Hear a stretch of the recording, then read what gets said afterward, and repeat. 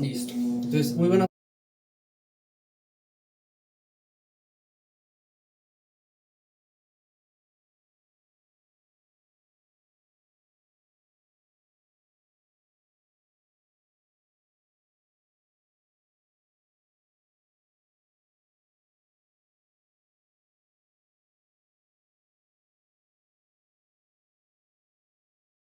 Listo. Entonces, muy buenas tardes. Mi nombre es Daniel Ballesteros. Soy estudiante de medicina veterinaria de la Universidad Universitaria de Colombia. El día de hoy, pues vengo a hacer una entrevista al doctor Alejandro Moncada. Entonces, por favor, doctor, danos una breve introducción sobre quién eres, quién es su merced, a qué se dedica.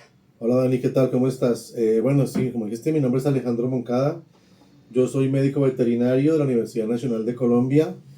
Hace ya un poco más de 20 años que me gradué como médico veterinario y tengo un doctorado en el área de farmacología en la Universidad Nacional de La Plata en Argentina. Y actualmente me desempeño en el área de comercio y desarrollo tecnológico para una empresa farmacéutica veterinaria. Perfecto. Entonces, el día de hoy el tema de entrevistamiento pues, vendría siendo la microbiota gastrointestinal. Entonces, tengo entendido que tienes un trabajo con respecto a ese tema. Por favor, comentan cuál sería el trabajo al que te dedicas con eso.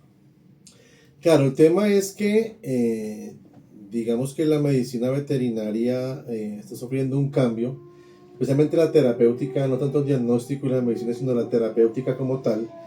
Es decir, que volvimos otra vez a los orígenes de la medicina, de la terapéutica, con esencias herbales, con minerales, con lo que es la nutrición, digamos, como terapéutica. Entonces, dentro de la nutrición como terapéutica está toda la parte de suplementación nutricional y hay un capítulo muy importante en esa parte de la suplementación que tiene que ver con el tema de los probióticos, cómo, digamos, ciertos microorganismos afectan de forma positiva la salud de las mascotas, especialmente actualmente, digamos que es un desarrollo muy actual en perros y gatos en mascotas, pero ya se viene utilizando con muchísimo éxito las terapias de microbioterapia con probióticos para la suplementación de animales de granja como aves, cerdos, ganado bovino, donde pues se notan mejores ganancias de peso y menos enfermedades. Pero es más nuevo el que se realicen estos tipos con bovinos, con animales así de granja, o es más normal en mascotas. Es un desarrollo que ha venido viniendo de la mano, es decir, que el desarrollo en la producción es muy importante. Entonces, actualmente, bueno, Colombia en Sudamérica es abanderado en el tema. Hay muchos proyectos, especialmente en el área piscícola, donde se utilizan cepas de algunos lactobacillus que, digamos, generan un bienestar en los animales porque inhiben la formación de bacterias, a la adherencia de bacterias patógenas y eso les permite pues crecer con mayor velocidad porque sufren menos enfermedades. Y en el área de mascotas, por ejemplo, hay una tendencia muy interesante actualmente y es porque aparte, digamos, de lo que es la competencia de las bacterias buenas con las bacterias malas, que en principio es lo que ocurre a nivel intestinal, hay muchísimas otras aplicaciones de los probióticos que hasta ahora, digamos, vienen a colación y tienen que ver también con el comportamiento de las mascotas, con el sistema inmunitario, es decir, hay muchos temas interesantes ahí. Pues, ¿qué es la microbiota, no? ¿Cuál es la función en la salud del animal? ¿Qué se encarga? Está bien, es un tema interesante porque hay cierta confusión en el término, ¿sí? Entonces cuando hablamos de la microbiota, se piensa en una bacteria, en una especie de bacteria, solamente en bacterias, solamente en el tubo digestivo, y la microbiota es muchísimo más que eso. Entonces la microbiota, hablando en términos netamente de microbiota intestinal, es una comunidad de microorganismos, bacterias, protozoarios, virus, ¿sí? Es una comunidad digamos, que viven dentro del sistema digestivo y son, digamos, los responsables de muchísimas funciones fisiológicas, entre ellas la digestión, por ejemplo, la digestión de los azúcares es 80% un trabajo de los probióticos, de la microbiota. Después, digamos que hay otra microbiota que es la que está en el sistema urinario, por ejemplo, ¿sí? Es decir, en la uretra, hay muchos microorganismos, especialmente, por ejemplo, en las hembras, a nivel de vulva, vagina y uretra, hay muchísimas tipos de microorganismos benéficos que normalmente cuando se presentan, por ejemplo, casos recurrentes de cistitis o vulvovaginitis, que son muy recurrentes, es porque normalmente hay un desequilibrio de esa microbiota, ¿sí? También, por ejemplo, hay una microbiota propia de la piel. En la piel tenemos millones y millones de microorganismos, especialmente Staphylococcus aureus, es uno de los principales que se encuentran en la piel, algunos Streptococcus, algún tipo de otros de microorganismos. En los ojos, es decir, que los microorganismos están en todos los sistemas. ¿Okay? Lo más importante, hasta el momento estudiados, y eso que hasta ahora estamos en un proceso preliminar de estudio, es la microbiota intestinal, de la que se tienen algunos datos, pero que todos los días se siguen encontrando cosas interesantes. Entonces, digamos que en resumen, no es una sola cosa, sino es una comunidad de microorganismos que viven dentro del sistema digestivo y que son simbióticos con nosotros. Entonces, nosotros les alimentamos a través de nuestra alimentación, les alimentamos y ellos nos ayudan a hacer el desdoblamiento de los nutrientes, a generar neurotransmisores, a tener una, digamos, comunicación fluida con el sistema inmunológico y también con el sistema nervioso. La microbiota varía según la especie, o sea, digamos, la microbiota intestinal va a ser diferente de la de un gato a la de un perro, o es completamente igual. Indudablemente, hay algunos grupos o algunas familias de microorganismos que son comunes, por ejemplo, los lactobacillus, por ejemplo, los bifidobacterium, por ejemplo, los coli, por ejemplo, algunas cepas de Clostridium, son habitantes habituales del tubo digestivo en perros y gatos, ¿sí? Pero, por ejemplo, en los felinos tenemos que hay mayor cantidad y mayor densidad poblacional de microbiota o de microorganismos a nivel de la cavidad oral que en los perros, ¿sí? Entonces, de ahí que hay, digamos, una teoría socialmente aceptada, y es que las mordeduras de los gatos son mucho más infecciosas que las mordeduras de los perros. Y es porque generalmente los perros tienen mayor cantidad de microorganismos a nivel de la cavidad oral.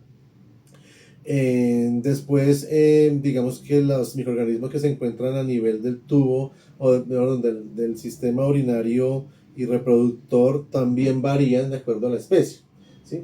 Hay algunas familias, como te digo, que son predominantes, pero hay algunos microorganismos específicos que están ahí. Bueno, ¿qué factores pueden alterar ese tema de la microbiota y generar enfermedades gastrointestinales, por ejemplo? Sí, digamos que el desequilibrio de la microbiota genera enfermedades y a su vez hay muchas enfermedades que generan desequilibrio de la microbiota. ¿Y qué puede llevar a ese desequilibrio? Por ejemplo, el uso de antibióticos. ¿Sí? Si se toman muchos antibióticos, se no hay necesidad de que se tome muchos, con que tomes uno solo. Es decir, siempre que tú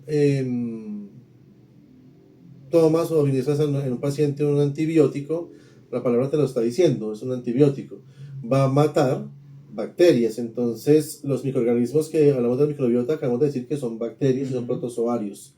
Entonces, los antibióticos no distinguen entre las bacterias buenas y las bacterias malas. Entonces, hacen una barrida total. De todo. Y generalmente, cuando ocurre eso, entonces se llaman lo que popularmente se conoce como la disbiosis, que es un desequilibrio de la microbiota o de la microflora, también se conoce con ese nombre. Ocurre, por ejemplo, en esos casos cuando hay, por ejemplo, administración de antibióticos, ¿sí? Y, por ejemplo, ahí lo que tienes que hacer es volver a refaunar, esa es la palabra, digamos, indicada, refaunar ese intestino con probióticos. Entonces, actualmente en el comercio hay algunas formulaciones de probióticos, de combinación de probióticos que van a ayudarte a que tu paciente entonces recupere esa flora intestinal. ¿Okay? También, por ejemplo, hay algunos casos en los cuales alimentos, por ejemplo, que son muy ácidos o que son muy alcalinos en la dieta, entonces van a desarrollar todos los cambios a nivel tanto digestivo como urinario que hacen que tenga desequilibrios de la microbiota. Hay un caso muy común, por ejemplo, que ocurre en gatos actualmente, que es un motivo de consulta en consultorios a diario, y es la sedimentación urinaria, los gatos que llegan con problemas urinarios al veterinario, básicamente porque algunas sales de cistina se depositan en la vejiga y se obstruyen, como el caso que le pasó a Max. Y eso ocurre básicamente porque los gatos y los perros desde el punto de vista ontológico son carnívoros, ¿sí? Y lo que ha hecho el ser humano es tratar de modificar la dieta y entonces le damos cereales, granos, vegetales, tipo de cosas. Y en algunos casos esos cambios de dieta generan que el pH de la orina cambie. El pH de la orina, especialmente en perros y gatos, debe ser ácido, porque su alimentación se basa únicamente en proteínas, básicamente, y minerales. Cuando yo le doy carbohidratos y otro tipo de dietas, entonces esa orina tiende a la neutralidad o a volverse un poco más alcalina. Con lo cual, entonces, metabólicamente su sistema cambia y es muy posible que empiece a haber, digamos, depósito de minerales, ¿sí? Y también tiene que ver eso con que la microflora intestinal, y también urinaria cambia y hay un desbalance porque el medio en el que debe estar es ácido y también es alcalino y se muere, ¿sí? Entonces también hay una disbiosis ahí. Estrategias diagnósticas para identificar como tal esos tipos de alteraciones, como cuáles podrían haber. Digamos que actualmente no hay como No hay un una estrategia. estudio que tú digas, mira, voy a tomar una muestra, entonces una muestra, por ejemplo, de materia fecal, puedes hacer un cultivo y puedes darte cuenta cuáles son, digamos, las predominantes. Puedes hacer un frotis, por ejemplo, de la cavidad oral, en caso, por ejemplo, de la cavidad urinaria, por ejemplo, en hembras, muy fácil hacer, por ejemplo, un frotis de vulva-vagina y cultivar y ver cuál es el micrófono predominante. Entonces, digamos que yo sé, ya por la literatura me ha reportado a mí que, por ejemplo, por decirte algo, a nivel de la cavidad oral de un gato debo encontrar bacterias del género Firmicutes, bacterias del género Bifidobacterium, Lactobacillus, Streptococcus, ¿ves? Y más o menos la proporción ya, eso está definido. Si yo hago un frotis dental y al sembrar esas muestras, entonces observo que hay, digamos, mayor cantidad de unas que de otras, en contravía con lo que me dice la literatura, puedo definir que hay una disbiosis, hay un desequilibrio, ¿sí? Y si sumado a eso le pongo la clínica y la clínica me está diciendo que ese paciente tiene, por ejemplo, litosis, o tiene, hay, digamos, mayor cantidad de unas que de otras, en contravía con lo que me dice la literatura, puedo definir que hay una disbiosis, hay un desequilibrio, ¿sí? Y si sumado a eso le pongo la clínica y la clínica me está diciendo que ese paciente tiene, por ejemplo, litosis, o tiene, por ejemplo, pérdida de piezas dentales, o tiene, por ejemplo, mala digestión, información de gases, entonces yo ya relaciono la clínica con mi estudio y sé que la causa es probablemente un desbalance de la microbiota. ¿Ves? Entonces es un compendio. No puedes ver un paciente desde el punto de vista del diagnóstico únicamente del examen, lo que te da el examen, sino que tienes que ver el paciente en conjunto. ¿Qué te está diciendo la clínica? ¿Qué te está diciendo el resultado Claro, hacer un diagnóstico? contexto total de todo lo que hay. Es la medicina, esa es la medicina. No. ¿Existen diferentes tratamientos según la especie? Sí, por supuesto. Digamos que obviamente la microbiota en los mamíferos, digamos en los carnívoros, por ejemplo, perros y gatos, tiende a ser similar. Y entonces, por ejemplo, la mayoría de las formulaciones que hay en el mercado actualmente se pueden dar para perros y gatos. Obviamente ya cuando tú hablas, por ejemplo, de los rumiantes, entonces la microbiota ruminal es totalmente diferente a una microbiota intestinal en un animal, por ejemplo, un perro o un gato, ¿sí? Entonces, los rumiantes pues tienen otro tipo de microbiota, predominantemente muchos protozoarios a nivel del rumen. Entonces, la estrategia que se ocupa hace mucho tiempo es la transfaunación, que normalmente en las fincas lo que se hace es tener un animal fistulado, pues con una fístula ruminal, un animal sano X que que es un animal promedio de la finca, que no ni quita ni pone, que no es el más apto ni tampoco el peorcito. Sí, entonces tenemos un animal promedio al cual le hacemos una fístula ruminal, se le coloca un tapón de goma y es decir que tenemos acceso directo a través de la mano de exterior al rumen. Entonces normalmente cuando tenemos, por ejemplo, terneros o animales adultos que sufren diarreas y que podemos determinar que fue porque le dimos antibiótico, entonces ese antibiótico seguramente nos afectó la flora bacteriana y la flora en general, la microbiota. Entonces lo que debemos es sacar, por ejemplo, contenido ruminal de nuestro paciente fistulado, que es un paciente sano, sacamos ese contenido ruminal, lo filtramos, extraemos un concentrado de esa microbiota que hay ahí y se lo damos vía oral a nuestro paciente. Para el suplemento, ¿sí? Exactamente, entonces es como una transformación de un animal directamente a otro. Eso es una práctica de campo muy común en muchas ganaderías, especialmente en ganaderías de leche se hace mucho, porque tú sabes que en la ganadería de leche, por ejemplo, el tratamiento antibiótico es muy constante y las diarreas por la presión también de selecciones son muy altas. Entonces, ahora también se prueban, por ejemplo, algunas dietas en equinos. Ya, por ejemplo, algunas empresas multinacionales, productores de alimento balanceado, incluyen algún tipo de cepa probiótica que se encuentra normalmente a nivel cecal o a nivel de colon en equinos, que es donde más se presentan problemas de cólicos en equinos. Eso, digamos que es lo que hay actualmente.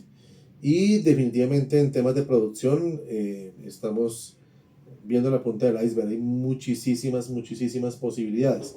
Hay estudios que prueban, por ejemplo, que podemos eliminar los antibióticos promotores de crecimiento. No sé si sabías que, por ejemplo, en animales de consumo, en animales de producción, se añaden ciertas cantidades de antibióticos en el alimento como un promotor de crecimiento. O sea, se les da antibiótico para crecimiento de... Claro, porque eso tiene una razón para esto. Por ejemplo, la monensina, que es un antibiótico ionóforo, se adiciona normalmente en alimentos para cerdos y aves, con una razón y es, digamos, controlar el crecimiento de las yardias. Entonces, como yo controlo el crecimiento bacteriano, mis animales no se me enferman, por tanto comen bien y salen en el ciclo adecuado.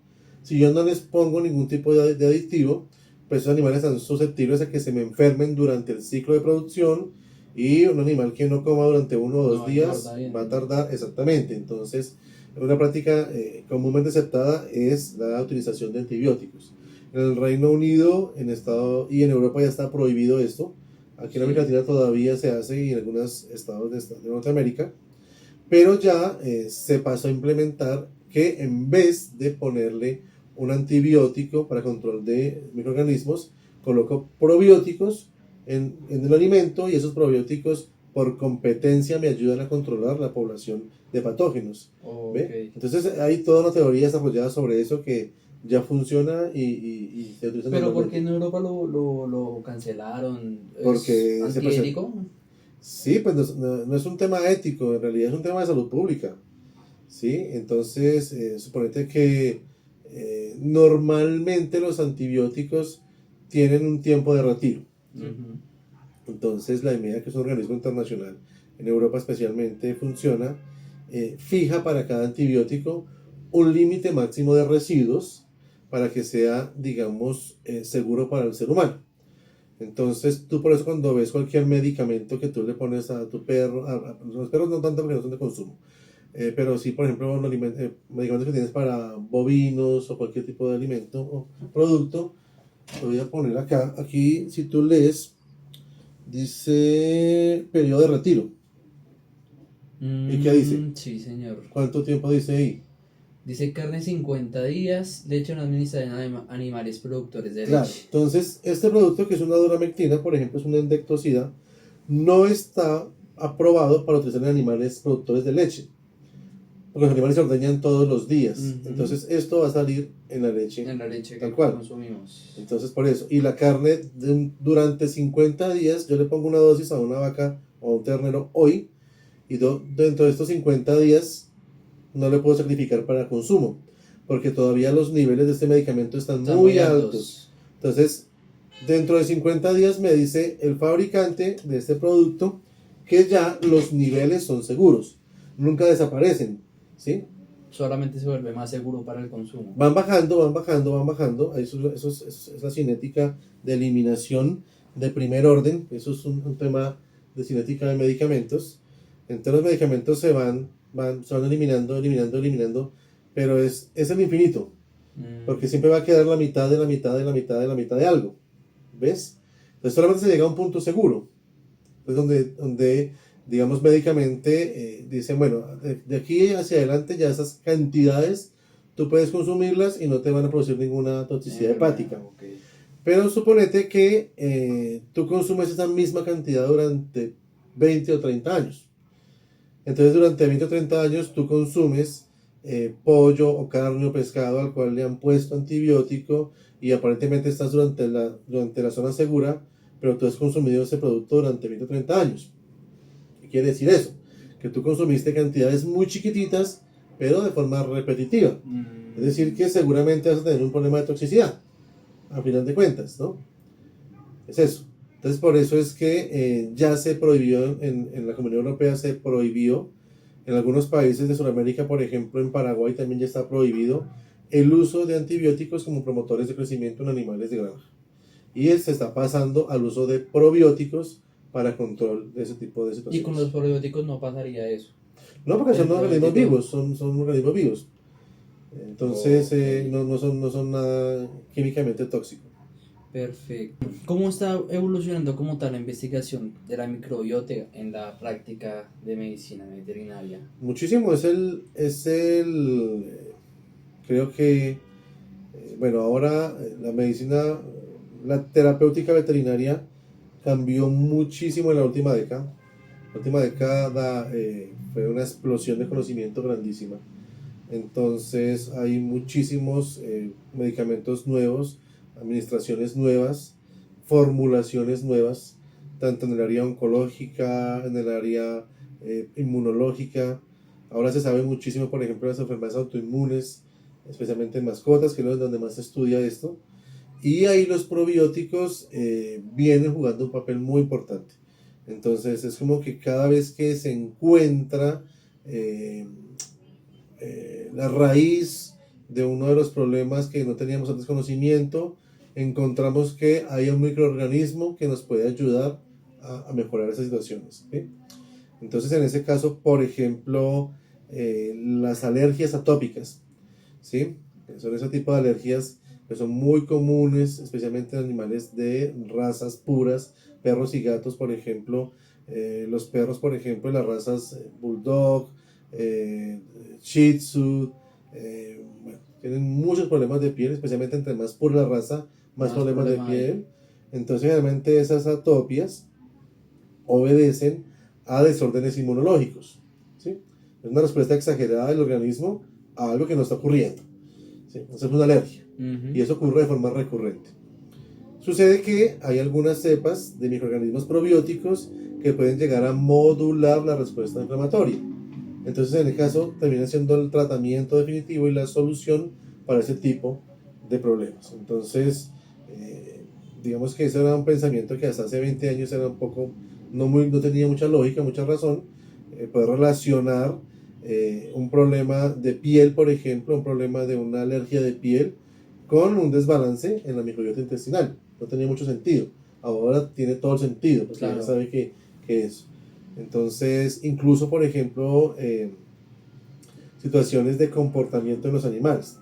Animales que tienen comportamientos agresivos, depresivos, o de cualquier tipo, tienen estereotipias en el comportamiento, también se deben, y ahora, digamos, hay mucha documentación sobre eso, a desbalances en la microbiota. Así que la investigación corre a pasos agigantados y hay mucho para leer de esto.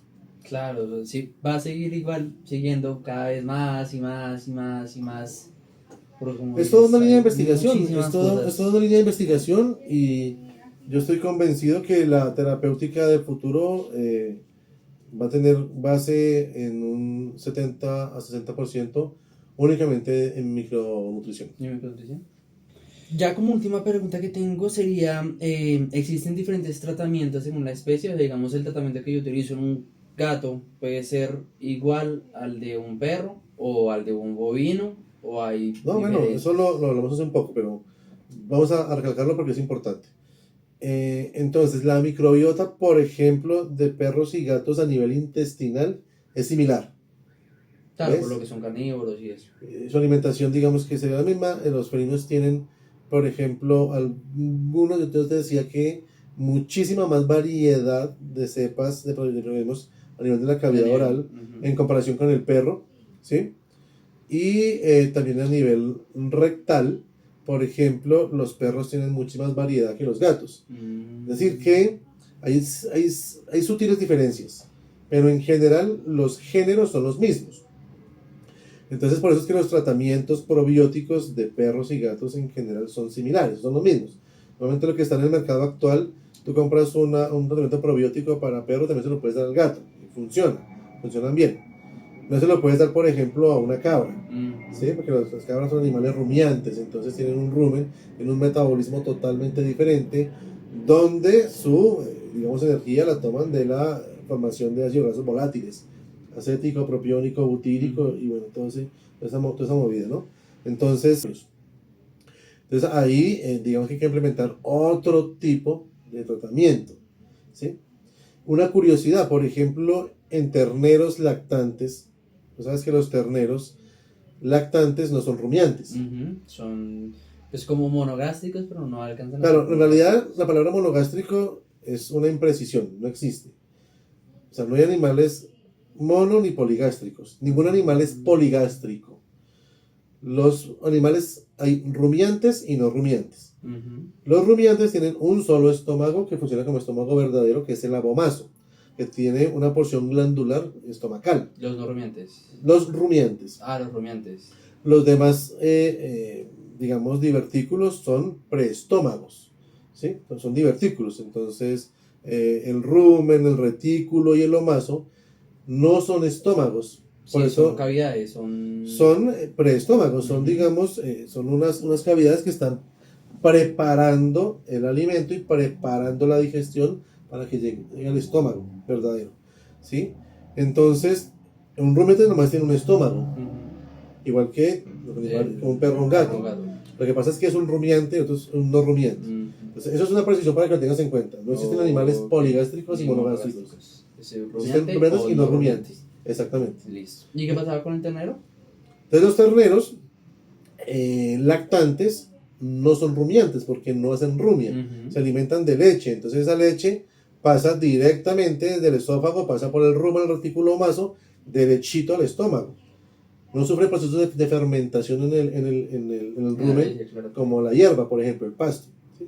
Entonces, en los terneros, por ejemplo, lactantes funcionan, digamos, esto es empírico porque yo lo he visto, no tengo un estudio que lo pruebe, pero yo lo he visto, los probióticos de perros y gatos en control de diarreas en terneros, ¿sí?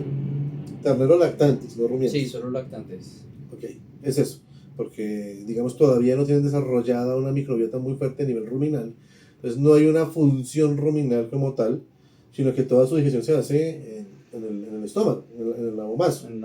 ¿Okay? Es como un estómago normal. Entonces es eso.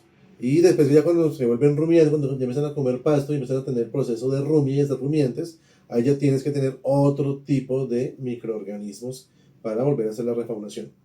Ok, claro.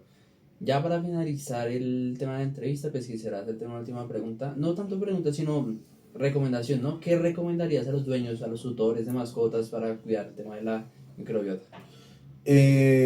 Uno, no bañar los animales. Digamos, yo te hablaba algo también de que hay una microbiota importantísima a nivel de la piel, ¿sí?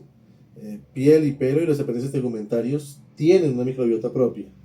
Entonces, para cuidar la microbiota, especialmente de la piel y apéndices tegumentarios como el pelo, las uñas y labios, normalmente los caninos no bañarlos menos de, yo te diría 4 o 5 semanas es lo más prudente.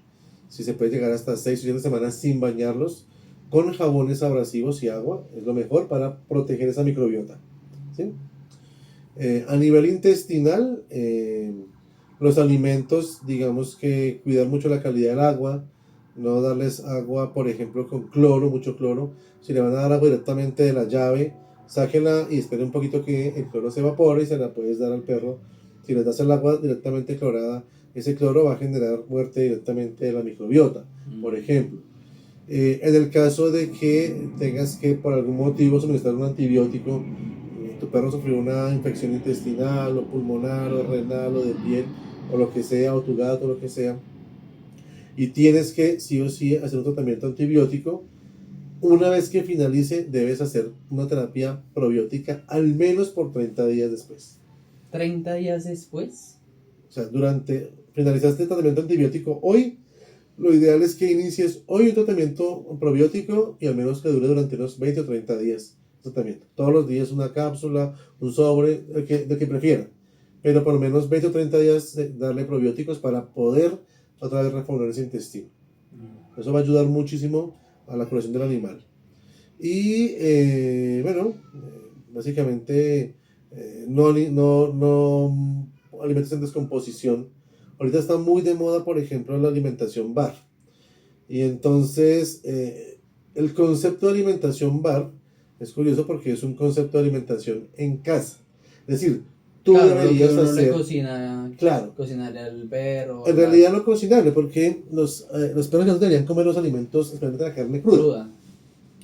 Pero deberías hacerlo en tu casa. Entonces tú deberías comprar, no sé, las vísceras y lo que tú quieras hacer, según la dieta que tú quieras. Dietas, hay cientos de dietas. Y tú deberías en tu casa hacer tu mezcla y dársela o ponerla en un congelador directamente congelación. Luego, en el momento que lo vas a dar, directamente sacarlo para que ese producto tenga una cadena de frío comprobable y esté perfecta. ¿Ves? Pero aquí se ha vuelto un modelo de negocio. Entonces, ya hay cientos de fábricas de alimentos BAT. Entonces, ¿tú qué sabes cómo fabricaron ese alimento? Claro, no hay forma de saber. Claro, si la carne que trajeron, las vísceras, estaban en buen estado, si lavaron los utensilios, porque yo por ahí, ahorita actualmente hay un brote bastante de salmonela, ¿sí? Por pollo. Entonces, el pollo es un animal muy susceptible, tiene muchísima cantidad de salmonela, especialmente se descontrola. Y yo puedo, por ejemplo, picar en una tabla X y seguramente no lo lavaron con un desinfectante. Al otro día van a hacer otro lote de producto. Seguramente esa salmonela se reprodujo durante esa matriz y ya tu alimento está contaminado. ¿Ves? Entonces, esos alimentos con mucho cuidado. Yo siempre prefiero, si la gente decide hacer una alimentación bar para perros y gatos, que lo hagan en su casa. Claro, es lo más práctico. Lo más natural posible. Claro, y aparte más natural, más económico. Lo que sucede es que es un poco engorroso. Claro, que da pereza. Claro, tienes que comprar un molino y moler y saberte la dieta y bueno, y comprar lo que tal. Pero a fin de cuentas vas a tener un perro o una mascota que no se te va a enfermar nunca. Pues nunca no, pero digamos que la probabilidad que se enferme va a ser menor. Muy poco susceptible a contraer enfermedades. Eso. Bueno, eso sería todo. Muchísimas gracias, doctor Alejandro. No, con muchísimo gusto. Con muchísimo gusto, dale.